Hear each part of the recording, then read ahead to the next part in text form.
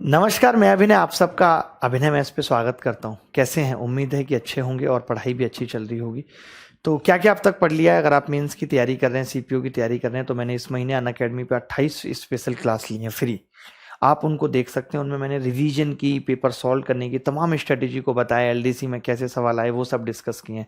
दूसरी बात, अगर आपके घर में कोई भी तैयारी कर रहा है, वो यूट्यूब के एनवायरनमेंट में नहीं पढ़ पा रहा, तो अगर अनअकैडमी प्लस को ज्वाइन करना चाहता है, क्लास का एनवायरनमेंट लेना चाहता है, अपने डाउट्स पूछना चाहता है, बिल्कुल नया बच्चा है, तो 2 नवंबर से हमारा बैच आ रहा है जो सीईटी और 2020 सीजीएल को टारगेट करेगा। 2 नवंबर से सुबह 10 बजे, जिसमें मैं मैथ्स पढ़ाऊंगा, बाकी और सब्जेक्ट्स और अदर एजुकेटिव्स पढ़ाएंगे, तो आप वो भी ज्वाइन कर सकते हैं। अभिनय मैथ्स मेरा रेफरल कोड है, जिससे कि आपकी फीस कम हो जाएगी जो आपको डालना है। तो करिए, मिलते हैं फिर उसी क्लास में। Thank you very much. ये देखिए, a number n gives a remainder of 7 when divided by d and a remainder of 20 when divided by 2d. What will be the remainder obtained when 2n is divided by d? 2n is divided by d. देखो, ये भी same सवाल है। इसको कैसे approach करेंगे? n को d से भाग देने पर 7 शेष बच रहा है, यानी कि n बराबर n को d से भाग देने पर 7 का शेष बच रहा है। इसका मतलब मैं ये कह सकता हूं कि संख्या d से भाग देने पर अच्छा, ये सवाल और है कि n को हमने d से भाग दिया तो रिमाइंडर आ रहा है 7। अब आपको पता है कि अगर मैं 2d को भाग दूंगा d से, इसने कहा है कि and remainder 20 when divided by 2d। जब n को मैं 2d से भाग कर रहा हूं, n को 2d से भाग कर रहा हूं, तो रिमाइंडर 20 आ रहा है। इसने कहा है what will be the remainder जब 2n को 2d से भाग दिया जाएगा, शेषफल क्या होगा? कौन बताएगा? बड़ा अच्छा सवाल है, बहुत ही गजब सवाल है। देखें भाई, अच्छा सवाल था ये।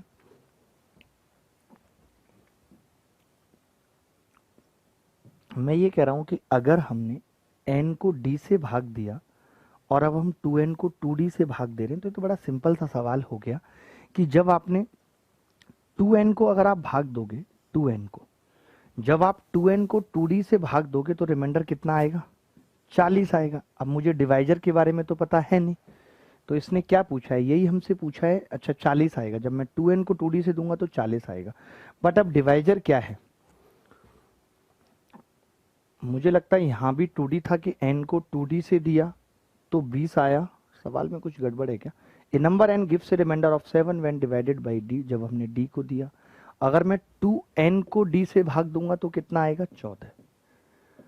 तब 14 रिमाइंडर आएगा। जब मैंने 2n को 2d से दिया तो रिमाइंडर कितना आ रहा है? 20 आ रहा है। बड़ा अजीब सा सवाल है, कुछ गड़बड़ नहीं है? किसी ने निकाला इस सवाल का उत्तर? कुछ लगता है मुझे? ये बताओ मुझे। कोई बात नहीं, ये सवाल हम आगे बढ़ रहे हैं इस सवाल को, और एक और बहुत खूबसूरत सा सवाल ले रहे हैं। इस सवाल में मुझे कुछ डाउट लग रहा है कि ये सही है कि नहीं। तो ये पता नहीं कहाँ कहाँ से बच्चे ऐसे आ जाते हैं, बड़े परेशान करने वाले। बड़ा मुश्किल हो जाता है इनको संभालना। बच्चे होते हैं, टीचर यही नहीं डिसाइड हो पाता। कई बार तो टीचर ही नाम बदल के आए होते हैं। नाम कुछ होता है, नाम रख लेते हैं दिव्या सेठी। क्यों बेटा दिव्या सेठी, तुम क्यों अपनी पढ़ाई पे ध्यान नहीं दे रही हो, इधर उधर की बातों में लगी हुई हो? बताओ। जब एक संख्या n को क्रमिक रूप से 3 और 5 से भाग किया जाता है तो शेष क्रमशः 1 और 2 होती है। तो n को 15 से विभाजित करने पर क्या शेष बचेगा, ये बताना है। n को 5 से विभाजित करने पर क्या शेष बचेगा? बहुत ही खूबसूरत सवाल है ये।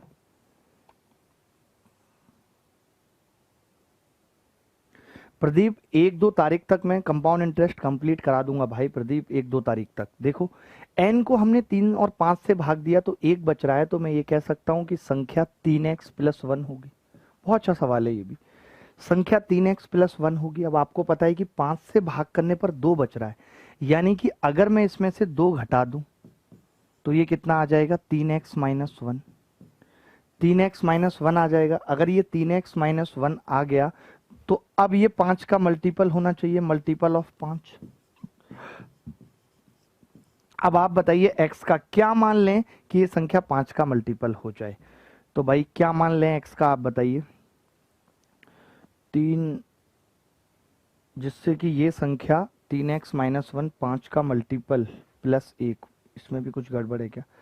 4 तिया 12, 5 तिया 15, 6 तिया 18, 7 तिया 21, 8 तिया 24। x का मान 8 नहीं, 8 तिया 24 माइनस 1 होगा, नहीं होगा ये भी। 8 तिया 24, 9 तिया 27 नहीं, 10 तिया 30 नहीं, 11 तिया 33, 12 तिया 36। x बराबर 12 लेना पड़ेगा, बहुत लंबा है।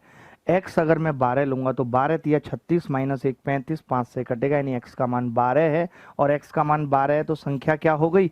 12 तिया 36 और 1 37। यानी 37 एक छोटी से छोटी ऐसी संख्या है जिसको हम 3 से भाग करेंगे तो कितना आएगा? 1, और 5 से करेंगे तो 2। अब इसने यही कहा है कि n को 15 से भाग करने पर शेष क्या बचेगा? तो आप बताइए 37 को अगर 15 से भाग किया जाए तो शेषफल कितना होगा? 7। यही इस सवाल का उत्तर है। बहुत ही खूबसूरत सवाल था ये। रिमाइंडर पे मैं और 1-2 सवाल खूबसूरत करवाता हूँ। दिव्या अभी भी पढ़ने पर ध्यान नहीं दे रही हैं, बहुत सारे लोग उनको गाइड कर रहे हैं बट दिव्या को नहीं समझ आ रहा है। चले एक और बहुत अच्छा सा सवाल पूछता हूँ, बहुत अच्छा सा सवाल। 8 बहुत गजब सा सवाल पूछता हूँ एक। बच्चे बहुत टेंशन देते हैं कई बार ना। 15 पेज पूरे हो गए।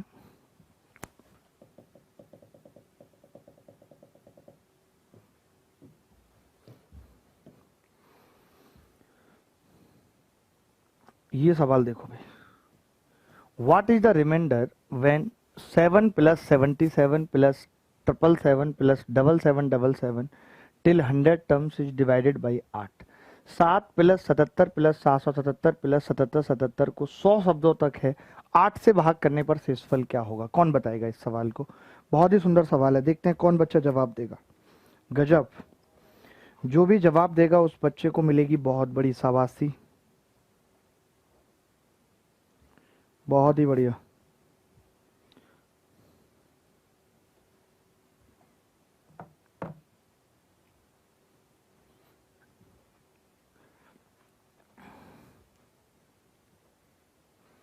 सात प्लस 77 प्लस 777 प्लस 7777 प्लस 100 शब्दों को 8 से भाग कर। एक बात आपको पता है कि 8 से भाग करने पर, कल मैंने डिविजिबिलिटी रूल में बताया था एक बात, कि 8 से जब भी कभी भाग करते हैं तो अंतिम 3 अंकों को चेक करते हैं, क्योंकि अगर अंतिम 3 अंक 8 से कट गए तो संख्या भी 8 से कट जाएगी। ये बात आपको पता है कि नहीं? तो संख्या भी 8 से कट जाएगी। तो मैं यही यहाँ पे बताना चाहता हूँ आपको कि केवल 3 अंकों से मतलब होता है, लास्ट के 3 अंकों से। ठीक है भाई? तो अब आप एक बात बताओ यार मुझे, अगर मैं इसमें से 7 कॉमन ले लूं, 7 अगर मैं कॉमन ले लूं इसमें से, तो अंदर बचेगा 1 प्लस 11 प्लस 111 प्लस 1 1 1 1, और ऐसे ये 100 टर्म होंगी। बोलो, अब आपको पता है कि इसके बाद जितनी भी टर्म आएंगी उन सब के लास्ट में 111 ही होगा। सबके लास्ट में 111 होगा भाई, होगा या नहीं होगा? क्योंकि एक एक एक है।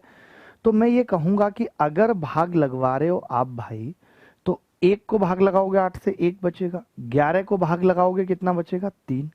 111 को भाग लगाओगे तो 8 एकम 8, 3 बचा, 8 चौक 32, कितना बचेगा? 8 से कौन सी संख्या कटती है 111 के करीब? 112 कटती है, 7 बचेगा। 7 बचेगा रिमाइंडर, 7। आप इस 7 की जगह -1 भी कर सकते हो, आपको भी पता नहीं है, हम -1 भी कर सकते हैं। तो आप मुझे बताओ, 2 टर्म तो ये बच गई, बाकी 98 टर्म और थी, तो मैं ये कह सकता हूं 98 बार -1 आ जाएगा। बोलो, क्योंकि सब में 111 111 111 आएगा लास्ट में। तो जब हम 8 से भाग करेंगे तो अंतिम 3 अंकों को चेक करते हैं, तो सब में -1 बचेगा, बचेगा ही नहीं। अब आप मुझे एक बात बताओ भाई, ये 7 आ गया अंदर, हम जानते हैं कि ये 4 आ गया, और ये माइनस का 98 है।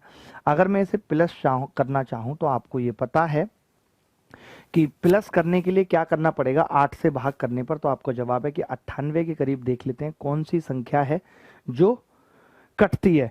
तो मैं ये कह रहा हूं कि प्लस 96 कर दूं, इसमें कोई फर्क नहीं पड़ेगा भाई, क्योंकि रिमाइंडर पॉजिटिव बनाने के लिए 8 जोड़ सकते हैं, 16 जोड़ सकते हैं, 24 जोड़ सकते हैं। तो ये कितना आ गया? 7 ब्रैकेट में 4 -2, यानी कि 7 दूनी 14, और 14 को फिर 8 से भाग करेंगे तो रिमाइंडर कितना आ जाएगा? 6। नन ऑफ दीज उत्तर आ जाएगा। बहुत ही सुंदर सवाल है। इस सवाल में बच्चा वहीं पे रुक जाएगा, आप मेरी बात समझो। बच्चा पता है इस सवाल में वहीं रुक जाएगा जब देखेगा यार ये तो सबका अलग अलग आएगा, लेकिन अलग अलग सिर्फ यहाँ तक आएगा, यहाँ तक आएगा, उसके बाद सारे रिमाइंडर सेम होते चले जाएंगे।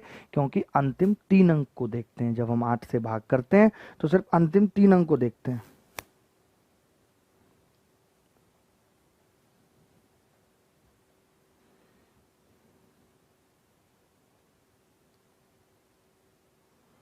जी ओके, वेरी गुड।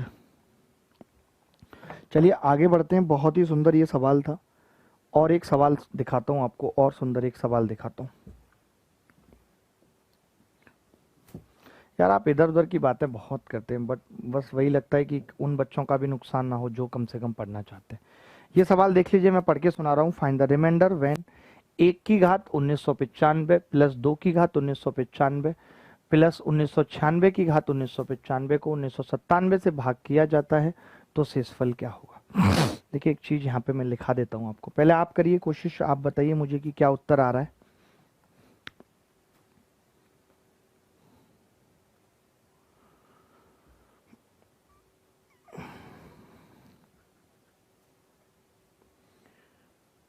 बहुत उल्टे सीधे बच्चे आ गए, बहुत उल्टे सीधे। पता नहीं अपने पिताजी से भी इसी तरीके की बात करते होंगे, किसी की पर्सनल लाइफ में दखलंदाजी करने आए हो या पढ़ने आए हो, मैं क्या करता हूँ क्या नहीं करता हूँ, हर बात का हिसाब किताब तुम्हें दूं क्या? कौन हो भाई तुम सरकार हो क्या हो, तुम मेरे माई बाप हो, कौन हो तुम? क्यों मैं तुम्हें हर बात का हिसाब किताब दूं? क्यों मैं तुम्हें बताऊं कि मैं क्या कर रहा हूँ? तुम्हारी मतलब की बात यह है कि मैं तुम्हें पढ़ा रहा हूँ, बस इतना समझो। इससे ज्यादा अपना दिमाग मत चलाओ। इतना ही दिमाग अगर है तो अब तक कुछ कर गए होते जीवन में। इन्हीं बातों के दिमाग के चक्कर में कुछ नहीं कर पा रहे हो, ना प्री निकाल पा रहे हो, ना मीन्स निकाल पा रहे हो। इन्हीं बातों में पड़े हुए हो। 2 बातें उस टीचर ने कही, उस टीचर को आके ये बोल दिया, इन्हीं सब पॉलिटिक्स में पड़े हुए हो। अगर इतनी अच्छी पॉलिटिक्स ही आती है तो पॉलिटिक्स करो, कुछ तो करो। इतनी अच्छी बातें बनानी आती हैं तो साहित्य की किताबें लिखो। क्यों जीवन में आगे नहीं बढ़ते? क्यों सिर्फ दूसरे को क्रिटिसाइज करके और ये सब करके अपने आप को सोचते हो कि कमेंट बॉक्स में 4 लोग इंप्रेस हो जाएंगे? इंप्रेस करना है तो देश के बड़े हिस्से को करो, बड़ी जनता को करो। ये सब क्यों नहीं कर रहे हो? बिना मतलब की बातों में पड़े हुए हो।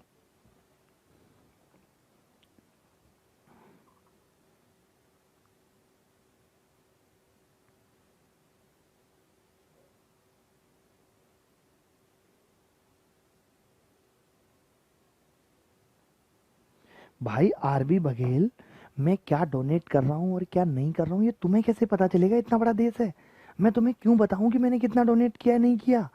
तुम कौन होते हो ये जानकारी लेने वाले? तुम्हें अगर अपने खाने पीने के लिए 100-150 रुपए चाहिए, 400 रुपए चाहिए, तो तुम मुझे बताओ, तुम अपनी चिंता करो ना। मुझे कितना करना है और मैंने कितना कर दिया है मैं तुम्हें बताना जरूरी नहीं समझता बेटा।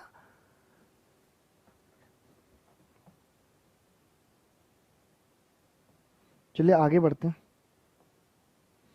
आगे बढ़ते हैं। देखिए आपको एक बात यहाँ पे पता होगी कि अगर x की पावर n है प्लस a की पावर n है, इसको हम x प्लस a से भाग करेंगे, x प्लस a, तो आपको ये पता होना चाहिए कि इसका एक कॉमन फैक्टर, एक इसका common factor x plus a होता है यदि n ऑड है, यदि n ऑड है। और x की पावर n माइनस a की पावर n का भी एक common factor x minus a होगा यदि n ऑड है, n ऑड है। और अगर n इवन है तो इसके कॉमन फैक्टर 2 होंगे, x माइनस a और x प्लस a, अगर n इवन है तो। अगर n इवन है तो मैं ये कह सकता हूं कि x की पावर n प्लस a की पावर n CF बराबर x प्लस a, n बराबर ऑड x की पावर n माइनस a की पावर n CF बराबर x minus a, n odd CF।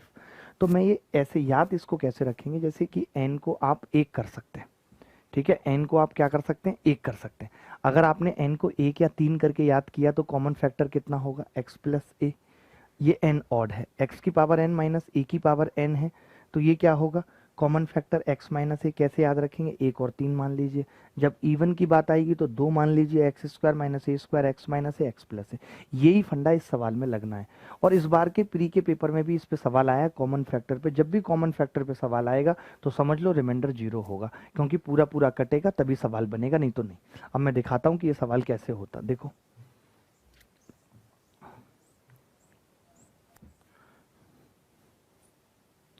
आप देखो, 1 की घात 195 है, 1 की घात 1995 है, प्लस 1996 की घात 1995।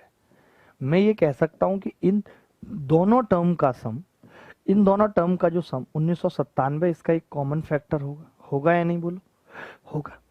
ऐसे ही मैं क्या करूंगा, 2 की घात 1995 लिखूंगा और प्लस 1995 की घात 1995 लिखूंगा, तो इसका भी एक कॉमन फैक्टर 1997 होगा।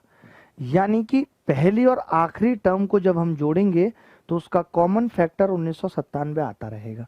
तो जब ये 1997 आता रहेगा तो 1997 से पूरा कट जाएगा, तो ये कितना रिमाइंडर आ जाएगा? 0 उत्तर आ जाएगा। यही इस सवाल का उत्तर है। बिल्कुल बिल्कुल, मैं तो देख ही रहा हूँ कि उस तरीके के लोग हमारे साथ बहुत ज़्यादा जुड़ गए हैं, बट कोई बात नहीं। तो आपने देखा इस तरीके का सवाल हमने किया। मैं अभी इसके बाद कमेंट पढ़ना बंद कर रहा हूँ और कोई फ़ायदा नहीं है। अनाप शनाप लोग जुड़े हुए हैं हमारे साथ, इसीलिए मैं टेलीग्राम में सर्च ये नहीं डालता हूँ लिंक। जब भी टेलीग्राम में लिंक डालता हूँ तो मैं देखता हूँ कि बहुत अनाप शनाप लोग जुड़ते हैं, बहुत, जिनको कोई मतलब नहीं है। बच्चे पता नहीं कब जीवन में सफल होंगे, कब सेलेक्ट करेंगे। देखिए, आप सिर्फ फैन ही बन सकते हैं, आप कब खुद सेलेक्ट होंगे, ये सब चापलूसी लोगों की करना, लोगों को ये सब कब बंद करेंगे? कभी अपने अंदर झांक के देखिए आप कि कब आपका सिलेक्शन होगा, कब आप भी सफलता प्राप्त करेंगे, कब लोग आपको देख के भी कहेंगे कि जी उनका बेटा सफल हो गया, सक्सेस हो गया जीवन में। कब आप ये करेंगे? दूसरे लोगों से मोटिवेशन लेके आप भी जीवन में कुछ करिए। सोचिए तो कि अब आप कहाँ पर हैं। कोई आप हमसे बहुत ज़्यादा छोटे थोड़ी हैं, 2 4 5 साल का ही अंतर है। बताइए लोग कहाँ से कहाँ पहुँच रहे हैं और आप अभी वहीं दलदल में फंसे हुए हैं। सिलेक्शन लेने का आपका नाम नहीं है। कभी प्री निकलता है तो कभी मेंस अटक जाता है, कभी मेंस अटकता है तो टियर 3 नहीं हो पाता। कब आप सेलेक्ट हो पाएंगे बताइए? ये सवाल करिए। पी एक अभाज्य संख्या है जो 3 से अधिक है। पी स्क्वायर से 12 से विभाजित करने पर क्या शेष आएगा? पी स्क्वायर को 12 से भाग करने पर क्या शेष आएगा?